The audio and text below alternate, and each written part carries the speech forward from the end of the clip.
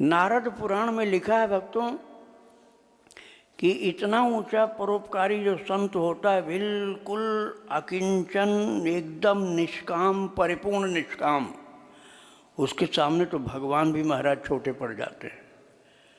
और ये जी कहा जाए कि भगवान से बड़े हैं तो कोई गलत नहीं होगा, लेकिन ये समझ में जल्दी आएगा नहीं, क्योंकि भगवान जब वो ऐसे भक्त से कुछ कहते हैं ना, जैसा मैंने बताया, तो कुछ लेने को नहीं तैयार, कुछ भी लेने को तैयार नहीं। भगवान का खूब भजन कोई करता हो और वो कुछ मांगे तो जैसे भगवान उसको दे करके उऋण हो जाते हैं, चलो काम पूरा हुआ। और भजन बहुत करे, रात दिन परोपकार करे, रात दिन भजन करे और कुछ भी न ले, भगवान भी दे रहे हैं तब भी नहीं ले, भगवान दे रहे हैं तब भी न ले, तो भगवान को फिर उसके पीछे पीछे चलना पड़ता है कि कोई ज़रूरत पड़े तो शायद बता दे, कोई ज़रूरत पड़े तो शायद बता दे। तो महाराज ऐसे संत भक्त की सेवा यदि हमको आपको मिले तो ये समझ लो कि भगवान की बराबरी के हो गए हम आप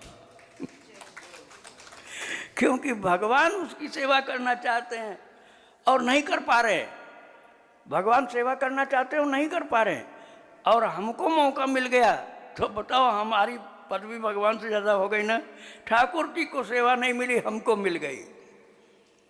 इतना ऊंचा महत्व होता है उस भक्त का। नारद जी नारद पुराण में लिखते हैं कि ऐसा जो प्रभु का भक्त होता है, पूर्ण निष्काम, जिसकी सेवा करने के लिए वो लालायित होते हैं, ये जो जलते हुए मुर्दा को देख ले, मुर्दा स्मशान में जल रहा है तो उसका उद्धार हो जाता है केवल दृष्टि पड़ने से, नारद पुराण में लिखा है। और इससे बड़ी बात लिखी उन्होंने कि वो जल करके राख हो चुका हो, उसकी राख को ऐसा संत जाकर के देख ले तो उसका उद्धार हो जाता है। कितनी ऊंची स्थिति है, कितना बड़ा महत्व है। तो ऐसी घटना घटी थी जयदयाल गोविंदका जी के जीवन में।